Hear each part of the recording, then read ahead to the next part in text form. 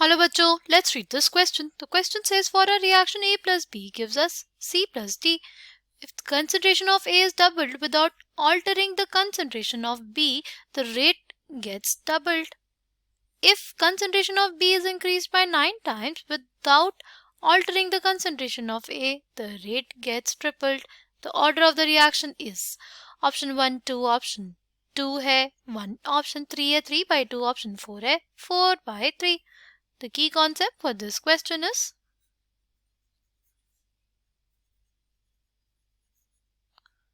अगर हमारे पास ये रिएक्शन दी हुई है A plus B gives us C plus D, तो इस रिएक्शन के लिए हमारे पास रेट लॉ क्या हो जाएगा? हमारे पास वो हो जाएगा rate is basically equals to rate constant concentration of A raise to the power alpha concentration of B raise to the power beta.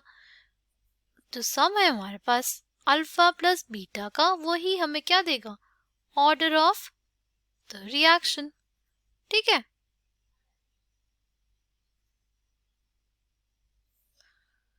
Now अब अगर इस क्वेश्चन की बात करें तो क्वेश्चन में बोला कि कंसंट्रेशन ऑफ ए को हमने डबल किया, हमने कंसंट्रेशन ऑफ बी को सेम रखा तो रेट डबल हो गया. तो उसको ऐसे लिख सकते हैं कि इसको हमने बोला था आर, अब हम लोग लिखेंगे R1, ठीक है, इज इक्वल्स टू के. ए की कंसंट्रेशन डबल हो गई, बी की कंसंट्रेशन सेम रही, तो हमारे पास जो रेट आया ए की कंसंट्रेशन को डबल करने पे वो हमारे पास आया डबल होके ही. यानी ये लिख सकते हैं ना कि R1 is equals to 2R. ठीक, इसको बोले इक्वेशन 1 और इसको इक्वेशन 2. तो हमारे पास इक्वेशन 1 बाय इक्वेशन 2 क्या आ जाएगा? वो आ जाएगा हमारे पास R by 2R is equals to K concentration of A concentration of B, right, by K 2A की पावर अल्फा B की पावर बीटा. ये हमारे पास आ जाएगा 1/2 इज इक्वल्स टू 1/2 की पावर अल्फा, है ना. अल्फा की वैल्यू कितनी आ गई? अल्फा की वैल्यू आ जाएगी 1. ठीक, अगर हमें निकालना बीटा तो दूसरी कंडीशन का यूज करेंगे. तो हमारे पास दूसरी कंडीशन क्या दी हुई है? दूसरी कंडीशन दी हुई है कि अगर हमने कंसंट्रेशन ऑफ बी को 9 टाइम इंक्रीज किया keeping the concentration of a constant, तो रेट हमारा ट्रिपल हो गया. तो इसको ऐसे लिखें R2 इज इक्वल्स टू के ए की पावर अल्फा और 9 टाइम्स इंक्रीज किया गया ना बी की कंसंट्रेशन ऑफ बी को 9 टाइम्स इंक्रीज किया गया, तो हो जाएगा 9B की पावर बीटा, है ना. अगर हम लोग R2 की बात करें तो R2 is 3 times of R. इसको हम लोग बोल देंगे इक्वेशन 3.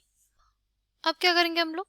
अब हम लोग को डिवाइड कर देंगे इक्वेशन 1 बाय इक्वेशन 3. इक्वेशन 1 क्या आती है? Equation 1 is equals to R is equals to K concentration of A की power alpha concentration of B की पावर बीटा, है ना, divided by 3R by K into concentration of A की power alpha and concentration of B की power का 9 times है ना. यहाँ क्या हमारे पास नाउ अब हमें सॉल्व करना हो तो हमारे पास क्या आ जाएगा? हमारे पास आ जाएगा 1/3 is basically equals to 1/9 of beta, है ना.